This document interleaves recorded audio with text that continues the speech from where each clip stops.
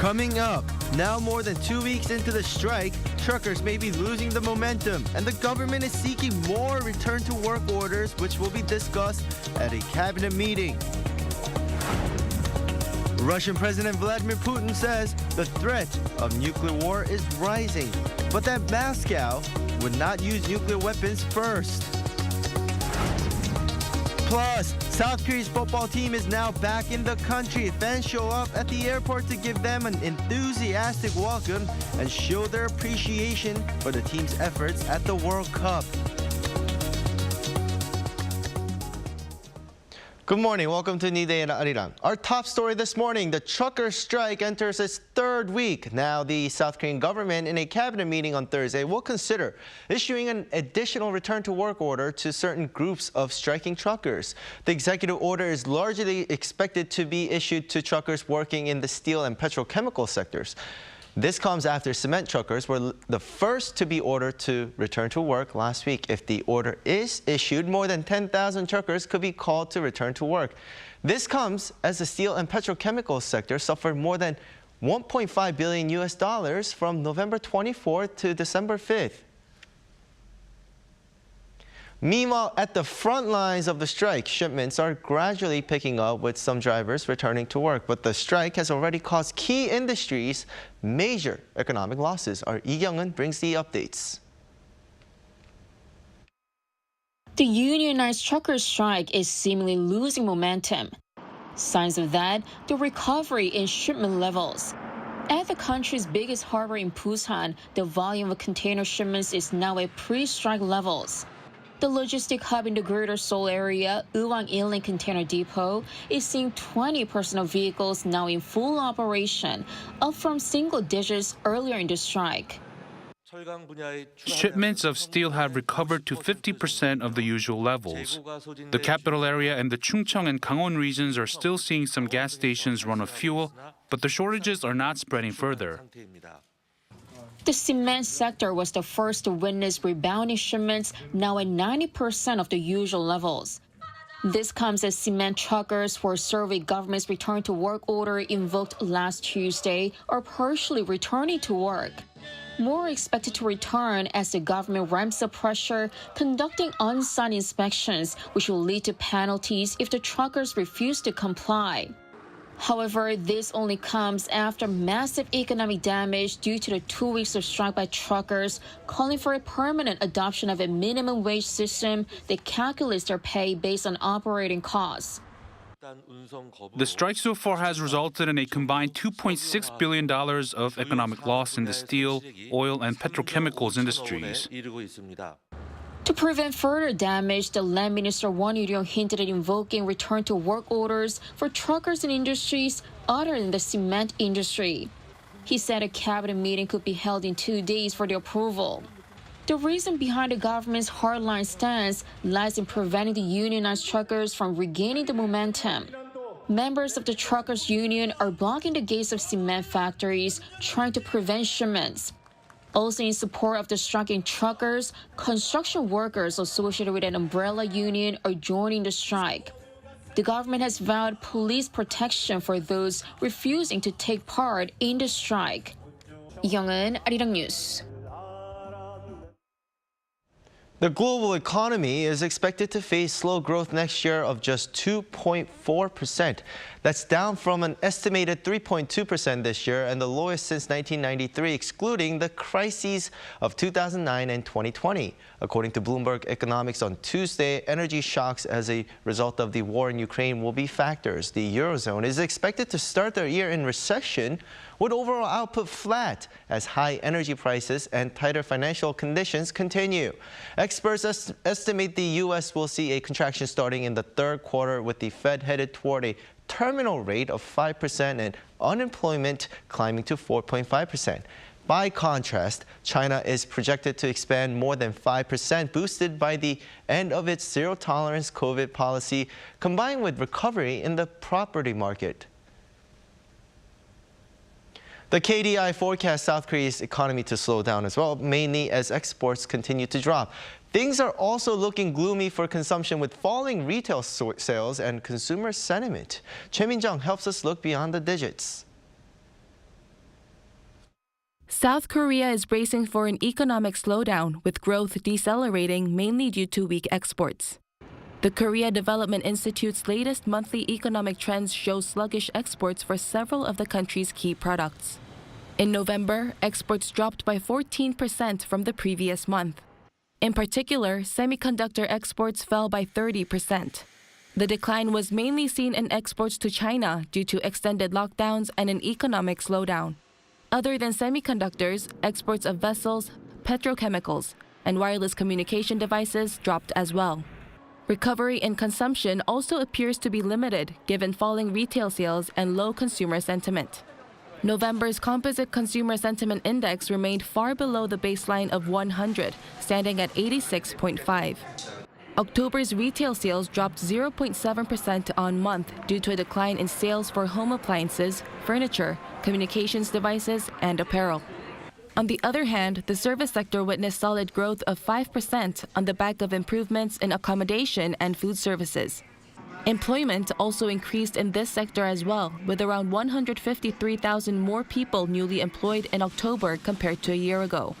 The KDI also noted that economic uncertainties are mounting globally following monetary tightening in major countries, China's zero-COVID policy, and prolonged geopolitical tensions.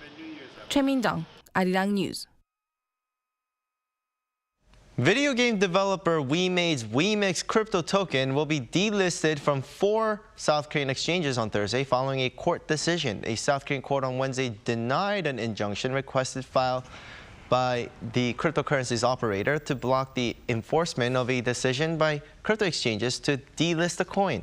The Digital Asset Exchange Association, an alliance of local exchanges, announced they would terminate transaction support for WEMIX, saying the company had provided false information regarding the number of the virtual tokens in circulation and the actual number in the market. The token will be removed from Upbit, Bitdom, Coin1, and Corbit.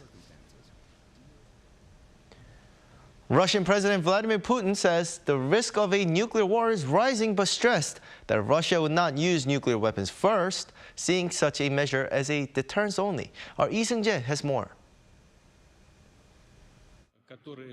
Russian President Vladimir Putin on Wednesday said that the threat of a nuclear war is rising, but insisted Russia had not gone mad and would not use its nuclear weapons first. We haven't gone mad. We understand what nuclear weapons are. We have these means and they are more advanced and modern than in any other nuclear country. This is obvious today. It's a fact. But we are not going to swing it like a razor running around the world. But of course, we proceed from the fact that we have got it. Speaking at Russia's annual Human Rights Council meeting, President Putin stressed that his country would only use weapons of mass destruction in response to an attack. Putin also noted that American nuclear weapons in large numbers are located on European territory and that Russia will defend itself and its allies with all available means if necessary. He added that while Russia doesn't deploy its nuclear weapons, including tactical nuclear weapons, in other countries, the U.S., on the other hand, does, referring to ones in Turkey and in a number of other countries in Europe. Also appearing to recognize that his plan to claim victory within days of invading Ukraine had failed, the Russian president admitted the war could be a lengthy process. However, he noted that there had been significant results for the Russians, referring to the new territories it claimed through its referendums. He also boasted the annexations had made the Sea of Azov, bordered by southeast Ukraine and southwest Russia, an internal sea of Russia, adding that this was an aspiration of Russian Tsar Peter the Great. Lee Seung-jae, Arirang News. The South Korean national football team beat incredible odds and moved the sports fans across the globe with their incredible World Cup run. As they returned home, the Taeguk Warriors were greeted by a thunderous welcome reception. Our Ishiu was there. It's the moment we've all been waiting for, the return of the South Korean national football team back home from the World Cup. On Wednesday afternoon, the Taeguk Warriors, along with the coaching staff, returned to a hero's welcome. The team flew into Incheon International Airport from Doha and Dubai on 2 different flights. All but 3 players with schedules to join their respective club teams arrived in Seoul. The Taeguk Warriors made it to the round of 16 for the first time in 12 years. Striker Cho Kyu-sung says this was down to their sheer determination. There were no easy games, but the players kept going in all of them for 90 minutes right until the end. I think that's why we were able to reach the round of 16. Captain Son Heung-min thanked the people in South Korea for cheering them on. I think the greatest reason we could make it to the knockout stage was that everyone, even those behind the scenes, gave their best. I think we did something that was difficult to achieve because we worked harder than other teams. That and because a lot of South Koreans cheered us on. Hundreds of fans waited for their arrival. Some who had waited for over 5 hours to see the players share their motivation for coming. I came to see the players in person because my love for football has grown because of this World Cup. But yeah, I just watched the previous games, and I was really fascinated how Korea played. The fans continued to cheer as the players and coaches left the departure hall. After a night of rest, the Taeguk Warriors will participate in a luncheon at the president's office on Thursday. Lee Si-hu, Arirang News. The IOC confirmed that North Korea's suspension will expire at the end of this year, meaning the regime can compete at the 2024 Paris Summer Games. According to the Inside the Games, the IOC Executive Board will not extend the ban beyond December 31st. The North's Olympic body was issued with the ban last September after it chose not to compete at the delayed Tokyo Games, citing the pandemic. IOC President Thomas Bach at the time said Pyongyang violated the Olympic Charter. The suspension caused North Korea to miss this year's Beijing Winter Games as well. Tokyo 2020 had been the first Summer Olympics the reclusive state missed since 1988 Seoul Games.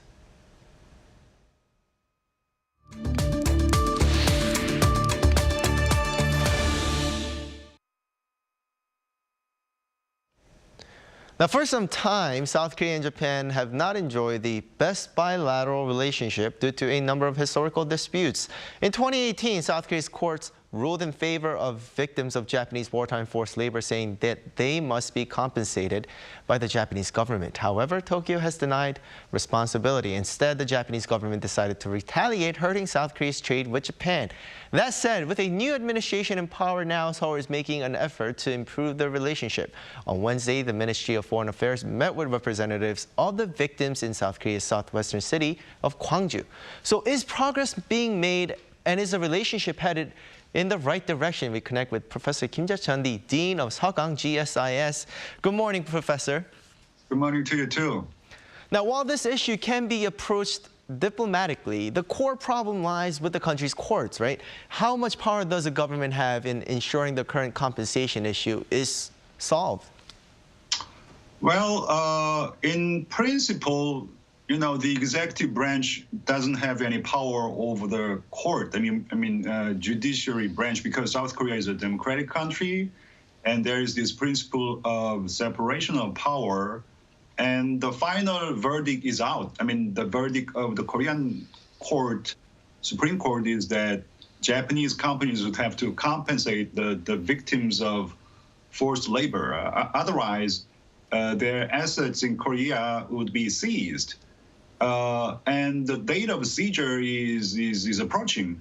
And if this happens, it's going to do irreparable damage to Korea-Japan relations, which experienced difficulties in recent years. So South Korean government is thinking, hey, we can be a little bit creative here. There is this foundation that was created in, I think it was 2014, to support the victims of forced labor. I don't remember the name of the foundation, but Japan and Korea sort of co-founded this foundation, and maybe both countries can donate money to that foundation, and with that donation money, that foundation can compensate the victims, not Japanese companies. So I think that's the solution that both countries are working on as of now.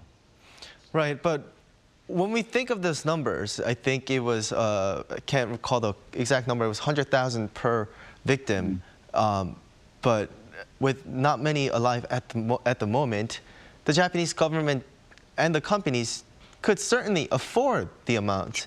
of the sums being discussed at the moment and is requested by the courts. What's stopping them from paying the money? Well, we all know that it's the money. You know, money is not the issue here. You know, when the two companies, when the two countries normalized diplomatic relations in 1965, South Korea did receive a handsome amount of compensation money from Japan, and that money was to compensate the harm that Japan did to Korea during the colonial period. So Japan believes that compensation money already covered the victims of forced labor, but South Korean the court's decision was that, well, that was, you know, a country-to-country deal. What about the individual victims of forced labor? So South Korean court decision was that those responsible Japanese companies would have to compensate the individuals directly. And Japan is thinking that that's not fair. So they want to take the issue to the International Arbitration Court. So there are some legal issues here, and how both countries interpret 1965 and the recent South Korean court decisions. You know, they interpret these decisions very differently.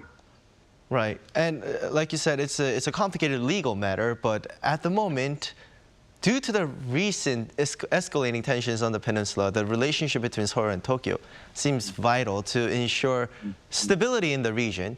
Do you see this historical issue getting in the way of things for the two countries, or will the two governments be able to put this aside for now until the compensation issue is solved in order to deal with the way North Korea has been acting recently? Well, we all know that the history issue has gotten in the way, particularly during the previous administration in South Korea. You know, that decision to nullify Comfort Women Agreement really soured the relationship between the two countries. You know, interesting thing is that before that incident, nullification of the Comfort Women Agreement, it was South Korea that was on the offensive. Japan was on the defensive. Now it's the other way around. In recent years, Japan has been on the offensive. South Korea was on the defensive. And recently, you know, after President Yoon came into the office, it's South Korea that has been saying that, well, hey, we gotta man fences before it gets too late. And Japan has been saying, well, it's not going to happen until you come up with a creative solutions to the forced labor issue, compensation issue. And Yoon Suk-yeol government has been very proactive in approaching Japan, you know, and Kishida government has been a little bit hesitant, but as you said, you know, escalating North Korean threats and provocations, all these tests, I think they are bringing two countries together, and that urgent need to cooperate more closely for security reasons. I think it is bringing two countries together, and still that compensation issue is a very sticky issue. You cannot put this aside forever, so I think two countries will have to come to terms with it. We'll have to resolve this issue sooner than later. That's right, and hopefully the victims are taken care of in the right fashion. Well, thank you so much. We can talk about this for hours with Professor, but I hope you have a great day. Thank you for having me. Thanks.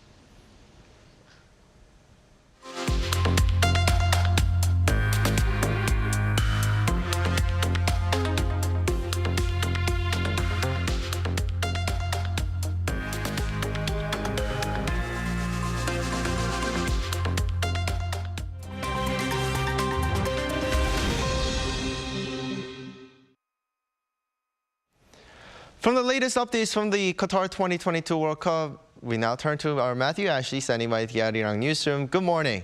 Good morning, Doyon. Now, following 56 matches across 17 days, the World Cup reached the first official rest day on Wednesday in Qatar, but there's still plenty to talk about, including activists who staged protests in the FIFA president's hometown. Well, that is right, Doyon. Taking place in Gianni Infantino's Swiss hometown of Brig, protesters from Avaz, a global activism group, mounted billboards on vehicles demanding that FIFA compensate migrant workers. Now, the World Cup in Qatar has been the subject of intense criticism over allegations of human rights abuses in the host country.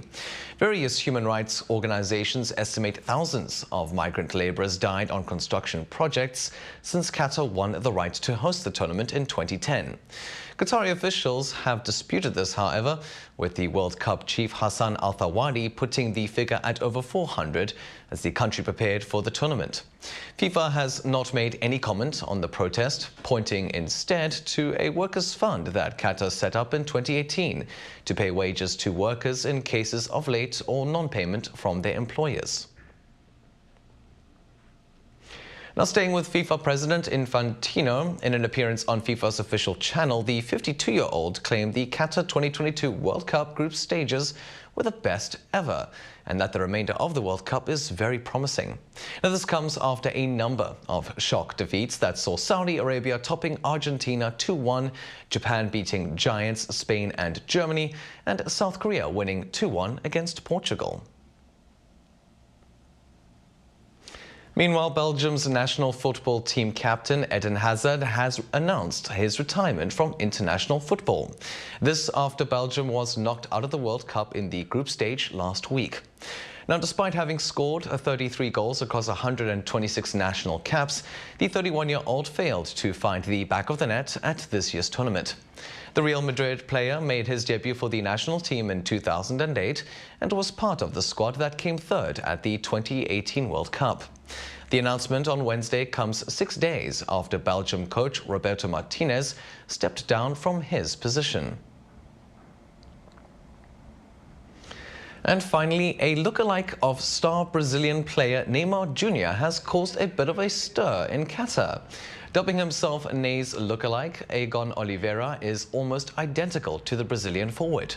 Now, many were left confused as Oliveira made the rounds in Qatar impersonating Neymar, complete with a friend dressed as a staff member of the Brazilian Soccer Confederation.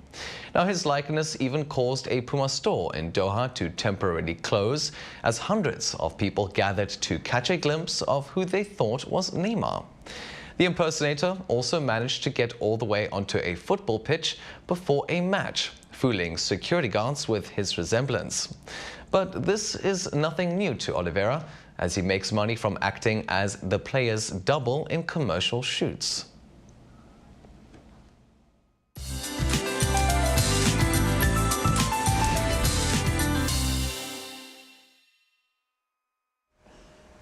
Good morning. We're having higher than average temperatures to start off the day in most parts. Morning temperatures in Daejeon and Daegu are beginning around the sub-zero range, but will hike to double digits by the afternoon.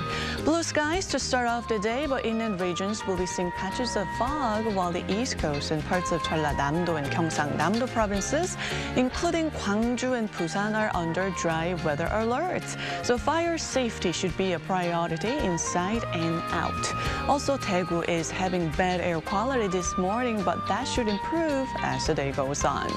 Afternoon highs in Seoul will be a couple degrees lower today, topping out at 7 degrees, but southern provinces will have higher daytime highs, topping out at 12 degrees Celsius over in Gwangju and Gyeongju. More clouds will sweep in by the afternoon. Temperatures remain bearable through early next week under mostly sunny skies in the capital before another major drop in ratings arrives in the middle of next week. With that, here's a look at the weather conditions around the globe.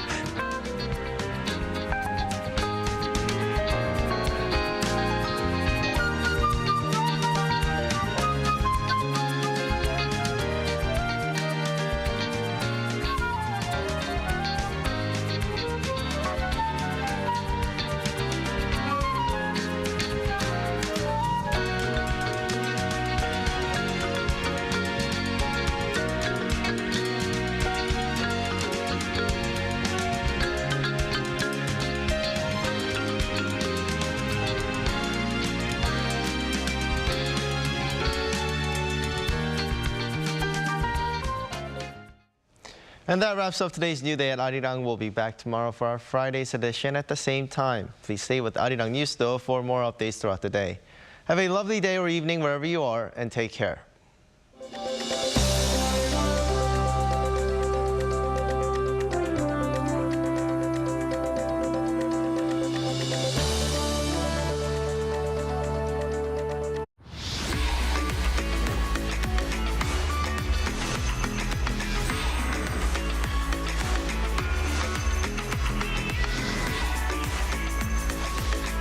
Lotte takes a new leap beyond its boundaries. Our change will lead